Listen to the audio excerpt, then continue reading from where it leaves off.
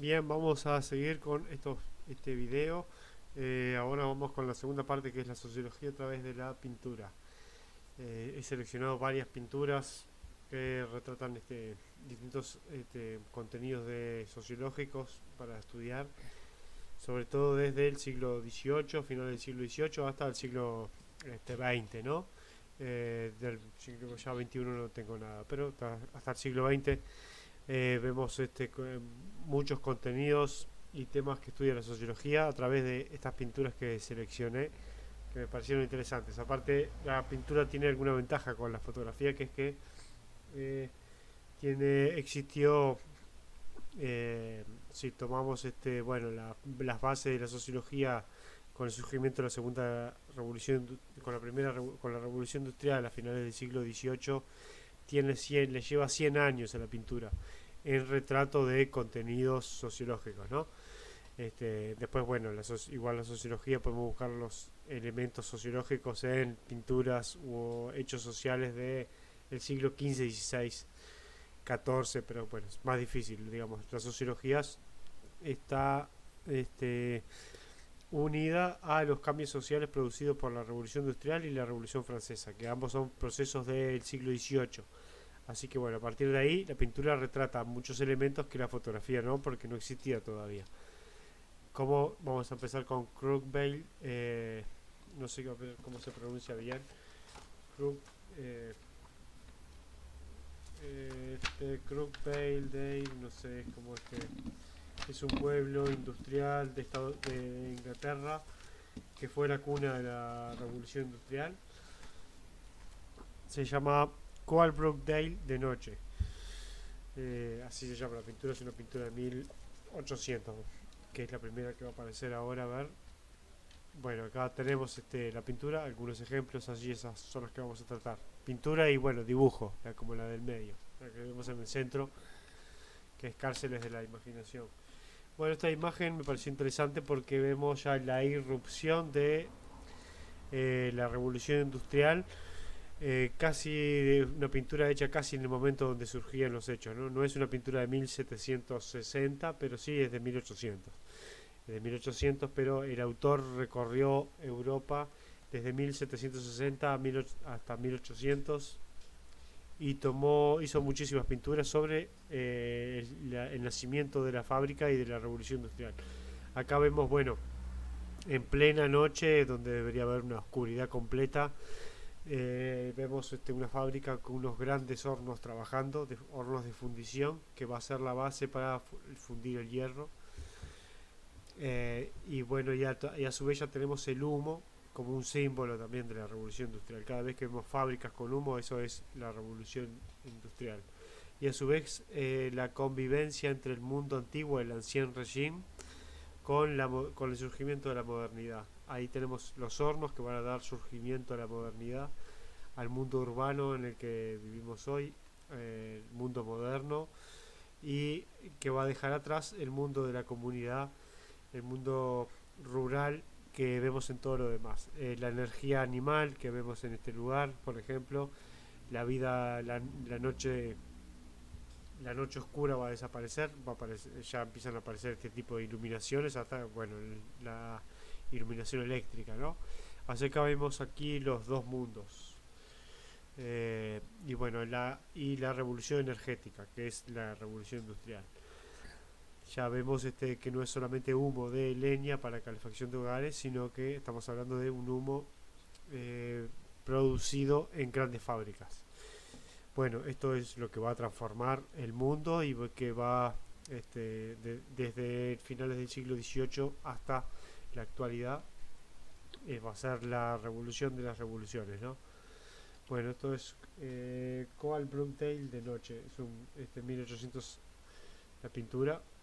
Y bueno, se podría buscar hasta más pinturas del autor, que se llama Philip James de Lutherburg, y que le interesó la industria, la industrialización, y hizo pinturas en Inglaterra y Gales entre 1760 o 1770 y 1800.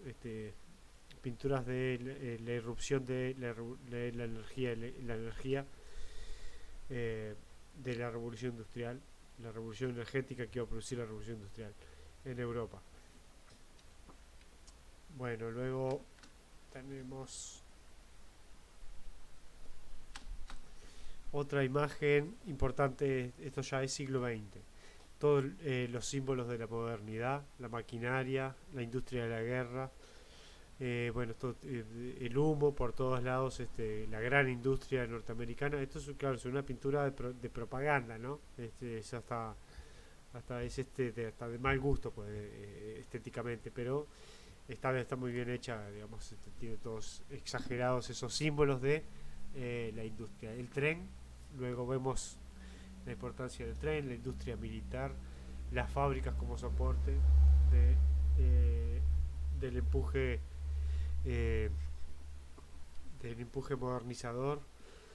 Y bueno, el hierro, ¿no? Si en la pintura anterior vemos cómo surgía la posibilidad de fundir hierro, bueno, acá vemos el acero, el hierro, los materiales que dan forma a la modernidad en el siglo XIX, en el tren, en los tanques de guerra. Eh, bueno, los vemos todos aquí, una pintura interesante. En ese sentido, a su vez, para tratar nacionalismo es importante, propaganda, nacionalismo, optimismo, optimismo o confianza en la industria, atracción o fascinación por la maquinaria, es interesante.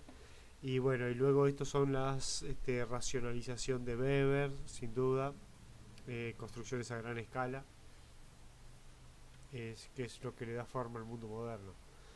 Luego, bueno, esta es una pintura surrealista de Magritte, eh, que, bueno, representa, digamos, el hombre moderno, el hombre de la ciudad, son todos, es como Magritte lo veía, y si bien es una pintura surrealista, no podemos hacer una interpretación así, tan realista y clara, pero podemos tomar de aquí que los hombres son todos iguales, de la ciudad son todos hombres, parecen todos el mismo hombre, pero si miramos los rostros son todos diferentes, ¿no? O sea que bueno, sería el estándar, la estandarización que crea la modernidad, la podríamos trabajar a partir de esta pintura. Y a su vez los edificios también son edificios de la vida moderna, de ciudad, vida moderna, fines del siglo XIX y principios del XX. La pintura esta es de 1923.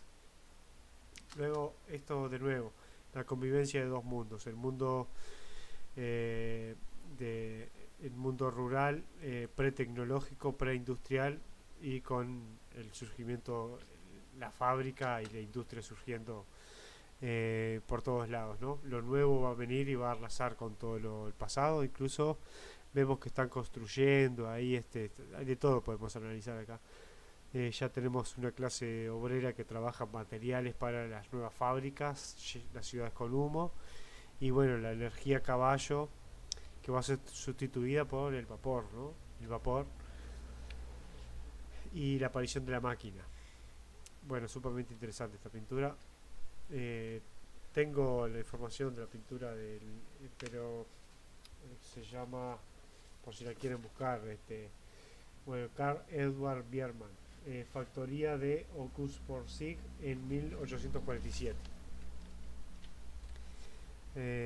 Bien, dos mundos, la comunidad y la sociedad, la muerte de la comunidad y el surgimiento de la sociedad en términos de Tonis, o la solidaridad mecánica que es representada en el mundo de los caballos, la vida rural que está desapareciendo, y el surgimiento de la solidaridad orgánica a través de la industrialización, si lo vemos en términos de Durkheim.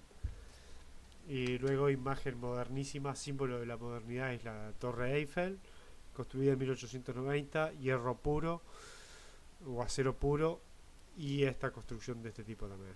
Imagen de la modernidad. Esto también imagen de la modernidad y la vida urbana, el, el hierro, y luego también el surgimiento del teléfono, el teléfono público, las comunicaciones, el mundo de las comunicaciones, también una revolución importante, ¿no? No tan importante como la revolución industrial, pero que le sigue la revolución de las comunicaciones. Y bueno, lo que vemos en esta imagen es una imagen hay que detenerse en todos los detalles, pero es una imagen típica del surgimiento de la ciudad. Y luego, bueno, la desaparición de la vida comunitaria, ¿no? Cada persona vive como en una burbuja apartado de los demás. Bueno, esto es una pintura hecha sobre la Torre Eiffel y la ciudad. Es la impresión que tiene el artista por eh, la modernidad surgida en el siglo XX, ¿no? Eh, porque esto es de 1920, más o menos. Bueno, es la Torre Eiffel y, bueno, las construcciones modernas, los edificios modernos, la vida urbana, las grandes ciudades. Bueno, esto es una imagen de la Torre de la Bastilla, revolución política, sería esto. Eh, este, caída del antiguo régimen, la muerte de las monarquías y de la vida, la monarquía religiosa y el clero y el surgimiento de una nueva clase que es el tercer estado, eh, el tercer estado que es el pueblo en sí mismo, ¿no? Eh, a partir de acá viene la política, el surgimiento del mundo político como lo conocemos ahora, movimientos socialistas, anarquistas, comunistas con liberales y conservadores. Bueno, una gran revolución política. Luego, estas son las grandes estructuras también, para seguir estudiando la ciudad y la importancia de las grandes estructuras. Eh, y los centros urbanos, esto es en Moscú. Esta es una planta de energía, una planta de generación de energía.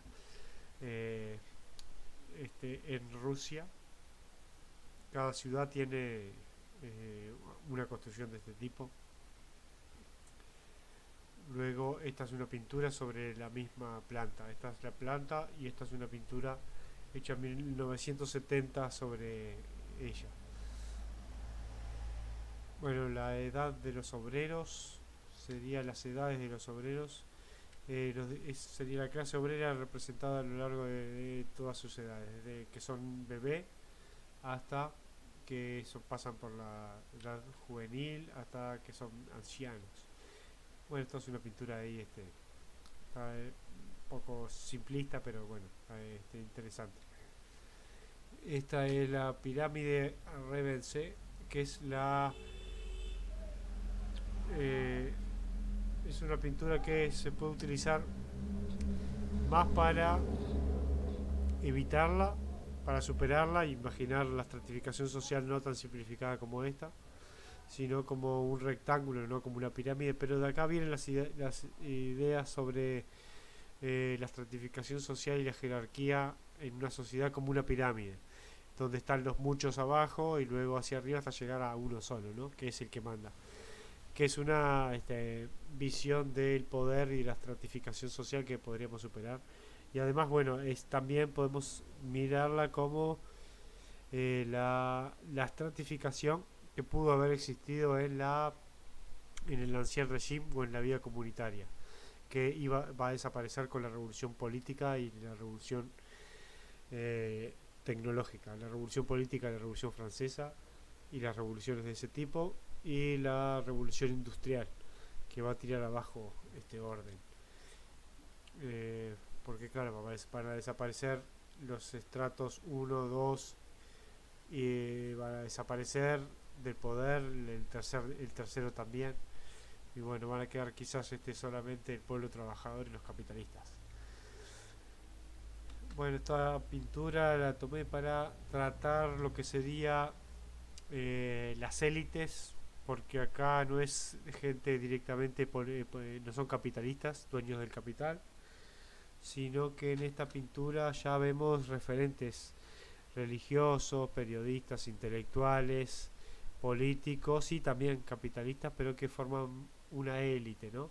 Ya en finales del siglo XIX, principios del XX, y lo que sería una élite intelectual o una élite política que toma decisiones sobre todo el resto, ¿no? No quiere decir que esté mal ni que esté bien, pero es lo que es. Actualmente también esas élites se siguen reuniendo, ¿no? Lo tomé como una imagen de ese tipo. para trabajar eso, ¿no? Cuando hablamos de la sociología del poder, podemos trabajar esta imagen como el poder de las élites. Luego acá el surgimiento de la política, cuando ya cae el antiguo régimen y desaparece la monarquía, ya hay un atentado, esto es un atentado anarquista. Entonces, bueno, el anarquismo, el socialismo y el comunismo surgen en el siglo XIX, a mediados del siglo XIX, así que ya estamos hablando de un mundo muy moderno, ¿no? Donde la política cobra poder, la igualdad, digamos, entre los hombres también, la igualdad legal, o sea que el anarquista tiene, quiere decir, cree que tiene poder para influir en la política y discuten abiertamente en el parlamento, incluso, bueno, está ahí un atentado, ¿no? O sea que, bueno, vemos ya el surgimiento del mundo político aquí y de el mundo incluso actual, porque acá estamos con los anarquistas, los socialistas, los comunistas, los liberales y los conservadores, en la que podríamos hablar de 5 tendencias, 5 corrientes de pensamiento. Eh, bueno, y sin reyes. Esto es una pintura, bueno, sobre la alienación, para trabajar quizás alienación, confusión o desasosiego. El pintor lo que quiere hacer en el siglo XIX, en estos grabados, no son pinturas, son grabados, es mostrar la confusión de la construcción urbana, de la vida urbana compleja. Entonces, bueno, serían cárceles de la imaginación, lo llama el autor. Con esto podríamos hablar del mundo moderno como un mundo de grandes transformaciones confusas y que nos cuesta mucho de entender. Bueno, estas son la Declaración de los Derechos Humanos, voy a pasarlo. La industrialización del agro, esto sería porque la industrialización no solamente se industrializó, creó las ciudades, las fábricas en las ciudades, sino que también se aplicó a la agricultura, ¿no? Acá vemos la maquinaria del siglo XIX con la que se hizo una revolución agrícola también, que es parte de la revolución industrial. Bueno, trabajando con esas máquinas la productividad, bueno, podríamos decir muchísimo sobre eso, ¿no? Y vemos acá la energía a vapor trabajando en un riel. Aquí pareciera que hay un riel y dos máquinas de este tipo. Bueno, la fundición de los hornos para fundir hierro, propio de la revolución industrial, y aquí el surgimiento de la clase obrera que se reúne en la fábrica como un elemento sociológico importante para estudiar. Luego la convergencia aquí de nuevo de dos mundos, ¿no? El mundo rural, renacentista, europeo, con su vida tranquila, comunitaria y natural, y la irrupción de la fábrica. Este es un antiguo aristócrata que se va a convertir en un burgués, y luego, bueno, va a aparecer la clase obrera allí. Y todo esto se va a transformar en qué, en lo que hoy conocemos como las ciudades. Y estamos justo en el siglo XIX acá, principios del XIX. Fantástica esta imagen con también las chimeneas fundiendo este eh, trabajando el vapor. Bueno, interesante. Luego esto también es un capitalista y esta es una imagen ahí trabajando la clase obrera también, la proto clase obrera antes de que sea clase obrera, ¿no? Pasan a ser ya peones rurales y empiezan a proletarizarse de alguna manera. Bueno, esto es una imagen de Karl Marx, una pintura de Karl Marx para que le interesa. Esta sigue siendo la industrialización del agro o la industrialización del campo. Vemos cómo la maquinaria transforma el paisaje y transforma la vida social para siempre, ¿no? Es imparable, parece ser la maquinaria y la tecnología ejerce una fascinación, una atracción que no se puede detener. Nadie transforma, es irresistible lo que es la máquina. Mejora la productividad de una manera impresionante y así transforma también la vida. Y acá, bueno, en este mundo todavía convive la energía animal con la energía mecánica. Bueno, esto es una imagen de la monarquía y el parlamento. Ahí esto necesita una explicación. La tengo por ahí guardada. Vamos a pasarla. Luego también los hornos. Esto es un horno con la mecánica trabajando con la energía a vapor para crear un martillo, ¿no?